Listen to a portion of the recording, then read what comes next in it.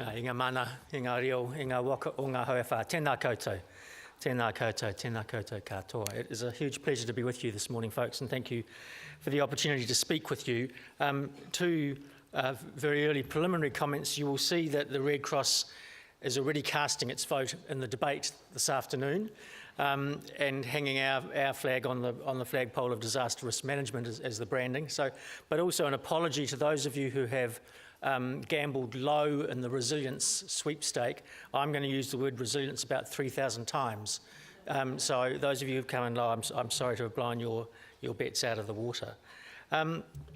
What I'd like to speak about today is the work that the Red Cross is doing, contributing to the disaster sector. And I want to put that discussion in the context of a few things. I want to talk a bit about our new disaster risk management strategy.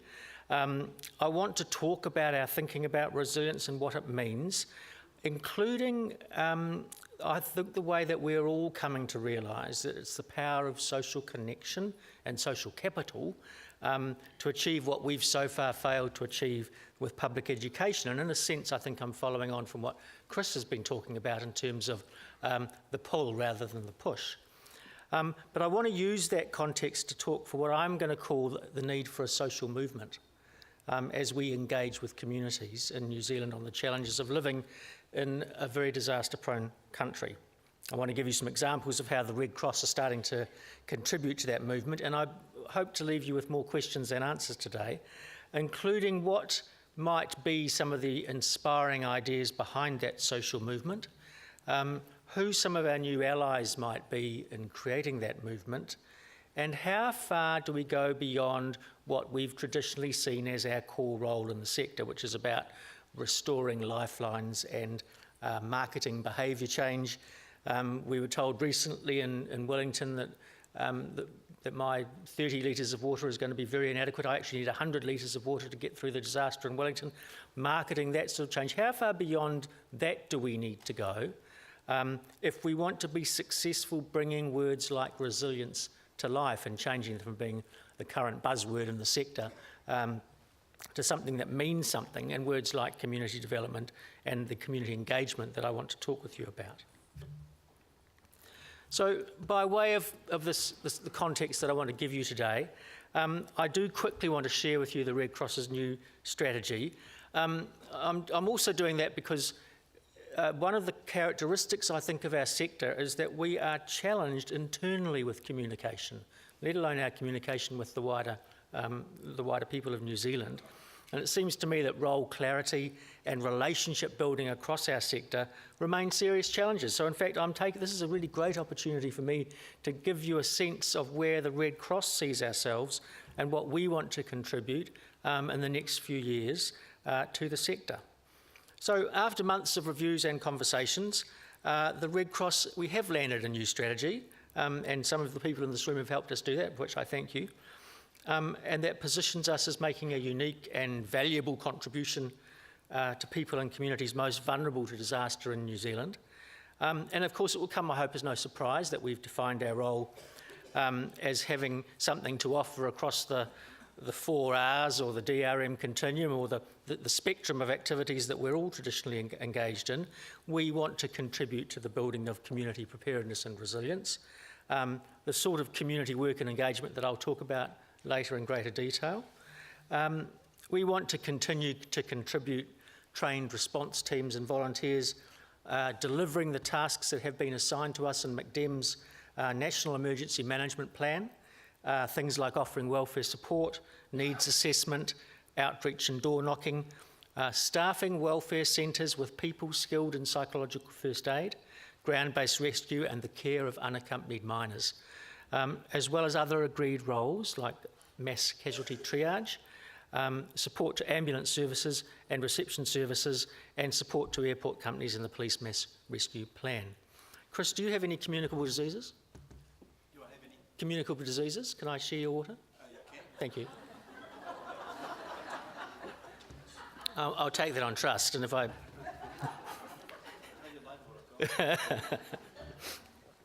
And finally, we want to continue to maintain our capability to support community recovery and the payment of cash grants, as we have done in Christchurch. And just to bring you up to date with that work in Christchurch, since the major earthquakes there, we've paid out over $90 million in direct cash grants to the people of Christchurch and spent a further $15 million on recovery programs and supporting other groups who are involved in the recovery. And I always want to take the point to thank Kiwis for the first 100 million of that contribution, which is money that was donated by New Zealanders like yourselves. But there are two other significant features of our strategy that I want to highlight for you today. And the first one is that we, I think in good Red Cross tradition, want to maintain a focus on people who are most vulnerable to disaster. And that's not just as a result of geography, although we know that people who live in Petonia and here in Wellington are probably more vulnerable to disaster than people who live in Hamilton, but also vulnerability created by socioeconomic status, health, age or living situation, and indeed some of the things Chris was mentioning about the elderly folk in Orewa. People who the Red Cross sees at being at risk of being left behind or left out of our conversations and our preparedness and response to disaster, frail elderly people living alone, people with disabilities or with chronic health concerns, people from culturally and linguistically diverse communities for whom English is not their first language, including the former refugees that the Red Cross is deeply involved with welcoming to New Zealand, and people living in poverty or substandard housing who are otherwise less well equipped to manage their own disaster risk. And the second feature of our strategy I just want to highlight for you before moving on is that one of the things that the Red Cross brings to the space in the New Zealand is our ability to harness the power of the international Red Cross movement. Just to give you a couple of examples of the kind of surge support and resources and tools and intellectual property that we can bring to New Zealand. I mentioned our response in Christchurch. $30 million worth of that response was contributed to us by other Red Cross national societies from around the world, particularly Japan and Australia for obvious reasons, I guess. But also recently, the new alerting app that we've been working on with the alerting agencies in New Zealand and civil defence groups across New Zealand, who've all recently agreed to use the Red Cross alerting app as a major alerting platform here in New Zealand. If you don't have it on your phones, can I encourage you to tap into that app resource, which we are now rolling out to the country with the help of civil defence groups as a major alerting platform in New Zealand. The intellectual property and the technology that enabled us to bring that app free to New Zealand came from the wider Red Cross movement. So here's the R word for you. I'm sharing this with you as a bit of context to the work I want to talk about in terms of community engagement and resilience. And I think one of my points is that the Red Cross has decided to adopt as broad a definition of resilience as possible. And one of my key themes, I think, today is that we need to go a bit deeper into this thinking together. And the definition up there comes from a really interesting bunch of people called the Post-Carbon Institute, and who are working in the space of responding to what they call the 4E crises, which are the ecological, the energy, the economic, and the equity crises that we face as a globe. If you want to explore that thinking more, jump onto the website postcarbon.com and look for that publication, 6 Foundations of Building Community Resilience. It's very inspiring and has contributed a lot to the Red Cross thinking in this space. And there's two things I like about this definition. The first one is it defines resilience in terms of identity maintenance and evolution. And I like that because it suggests that community ownership of that definition is what's important. And it suggests that if we expect to walk into communities and say, we're here to help you build your resilience, boy, have we got a deal for you, we will fall well short of the mark. And the second thing I like about this definition is it has that inclusive sense of sustainability as being not just endurance, but as including everybody and including all our relationships and including the environments in which we live. And one of my invitations to you today is to ask yourself, would a working definition of resilience like that take us too far from that core business I was talking about before of persuading people to store water and food and develop a family emergency survival plan? Because I do think there is a risk of that, and I think we need to get that balance right. The 3 final points I want to make about the context for disaster risk management and our work in communities relate to our thinking about how we define success. And the first thing is I think we need to think big and we need to think outside the box, and those other wonderful cliches that people like me use when we get up on stages like this. But I want to give you an example of that, and that is the Red Cross 1 Billion Coalition for Resilience. And once again, if this is a new concept to you, do Google the phrase, and it's something which I think will be an important contributor to the space globally. The 1 Billion Coalition for Resilience is a global initiative to scale up community and civic action to strengthen individual and community capacity to thrive in the face of adversity. And the goal of the 1 Billion Coalition is that by 2025, at least 1 billion people around the world, which is about the equivalent of one person in every household around the world, will have taken active steps to become safer, healthier and more prosperous. And the approach that the 1 Billion Coalition is using is in that phrase coalition. It's an effort to secure commitments from individuals, communities, organisations, businesses and governments to mobilise the potential of our shared networks, and our ability to work at scale and to coordinate shared resources to a world where people are safer and healthier. And it's shot through with calls to action in a number of spaces which I think are really important to our work in disaster risk management.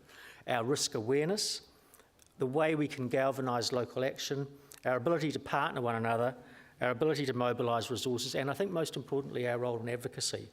So the New Zealand Red Cross has joined this coalition, and we've challenged ourselves, and the challenge I want to share with you is that what would New Zealand look like if the equivalent of one person in each of our 1.5 million households was inspired and engaged in what I'm about to characterise for you today as a social movement towards community preparedness and resilience.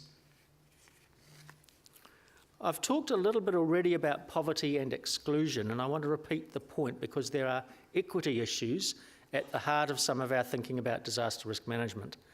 And I think that our success in this space, and it's a question that the Red Cross is grappling with, is how do we help people who are at the margins of our communities be better prepared for disaster? How do we help people who are struggling to put a meal on the table today do the things we tell them to do around storing some food and water, for example? How do we help them prepare for emergency survival, much less becoming more resilient in disaster-prone communities? And I think until we've got some good answers to those questions, we will never succeed in building the sense of what I'm calling, as I say, a social movement. And I think one of the answers to that challenging question is what we're all coming to realise as the power of connection and social capital. Strong communities are well-prepared communities. Communities where people who know their neighbours are well-prepared communities. Communities where people who've participated in the sort of work that Remo does so well here in Wellington, helping communities think about what's important to them and planning how they want to get through a disaster, they are well-prepared communities. Self-organised communities that are focused on their strengths are well-prepared communities, and so on. And that's why this slide suggests that there is a direct continuum from encouraging people to have a good emergency survival kit through to supporting a community garden, which is something that the Red Cross happens to do in a number of towns around New Zealand. Preparedness, I would argue to you, and resilience is as much about the community garden end of the spectrum as it is on the emergency survival kit end of the spectrum. And I think that's especially true because, and I think a legitimate place for us to be thinking about as a sector, because we know that even with a fair wind or the regular reminders that we all get from the disasters that do beset our little two rocks stuck in the middle of the roaring 40s, the vast majority of Kiwis have not been persuaded to take simple preparedness steps. The research on that is very clear. The vast majority of Kiwis have not stored water and food. They do not have a basic earthquake plan for getting through a disaster, and they haven't managed to screw their shelves to the walls yet. I think one of the answers to that dynamic is that we at least should be thinking about what it means to participate in that community resilience and strengthening space as much as the encouragement for people to do the right thing. So I want to spend the rest of my time, having given you that context, talking a little bit about what I think this social movement might look at. And I don't want to spend too long talking about the theory of social movements, but I think there's some interesting things in there for us. because I think it's important. I think we ought to be able to redefine some of our challenges, not just as about changing or influencing behaviour, but about building a sense of connection and movement. So if you think about social movements, and that's everything from the Arab Spring to all the human rights movements that we know so well, and perhaps even movements a little closer to the point I'm trying to make here around things like sober driving or stopping smoking, they all start when a common goal inspires a community to mobilise and inspires them to find new solutions and resources, and if they're successful, to become part of the new normal. We've seen that at the history of social movements around the globe. The point I'm wanting to make here is the power of an inspiring idea that lights the fire under these movements. Remember, Martin Luther King did not say, I have a plan. He certainly didn't say, I have an intervention logic. He said, I have a dream. And it's that sense that behind these movements that actually encourage people to see the point of doing things that makes them successful. So I think one of the key questions, which I don't have a particularly well-formed answer for you today, but one that I would encourage you to think about is, what is the inspiring common goal behind that would inspire people to participate in a social movement, to be more prepared and more resilient? What are the things that our communities really care about? I suspect that it's not just about getting through a disaster. I suspect that it's not just about being well prepared. I don't think that's quite inspiring enough. And that's why we in the Red Cross, and I think as a sector, need to continue to come back to that definition of resilience and a broader continuum that focuses on connection building and social capital and a vision of strong communities that I think almost as a byproduct will be better placed to get through a disaster. So the best I can offer you at the moment is to use the language of the 1 Billion Coalition, who talk about people who are resourceful and determined to change their lives and manage their own vulnerability and risks. The sense that we can light a fire under this movement by reaching out to people's natural desire to be stronger and better off and to be connected to one another. So let me give some examples of the very early work that the Red Cross is doing in terms of trying to put this thinking into action. And the first one I want to talk about is our work in community development and engagement.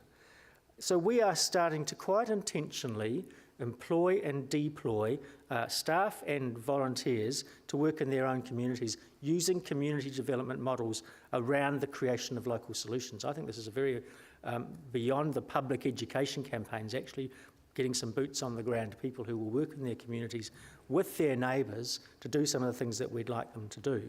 And that means that we are seeking to build groups of people with a Red Cross point of view about things, but people with, more importantly, a view of their communities and the strength of their own communities, who'll be willing to do things that will range from hosting a street party to get to know their neighbours, through to following up some of the and helping keep alive some of the good work that I was talking about Remo have been doing, the very local level community plans that need to be kept real and meaningful and relevant. And I think once again, the idea of having some community development people who can help communities do that, I think makes a lot of sense. And even here I would claim some of the projects that organisations like the Red Cross are working on that don't directly address disaster preparedness, but which do strengthen the ties that bind us together in communities, are also important. Things like curtain banks or the distribution of winter warmer packs are all opportunities to build the sense of strengthening communities that I'm trying to get across here. The second thing that we are doing is seeking to create a supportive environment through a variety of approaches to education. And I think once again, if you look at those dynamics around social movements, there's a point in which the social environment becomes more supportive to them. Think about drunk driving, for example. And so we've been deliberately and intentionally reaching out to schools. So you see on the screen there a resource that we developed for preschoolers coming out of Christchurch to help preschoolers think about emergencies and how they could contribute to managing an emergency in their own way.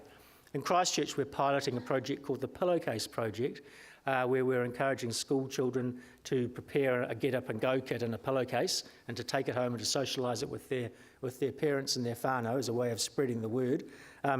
And that's an idea we've stolen from the Red Cross in America. In America, the Pillowcase Project was sponsored by Walt Disney, and the pillowcases were covered with princesses and Disney characters. You'll be, I hope, relieved to hear that that's not going to be the case here, although we are having some conversations with the people who produced the Thunderbirds program here in New Zealand, so we might get Thunderbirds I Go on the pillowcases that might resonate a bit more.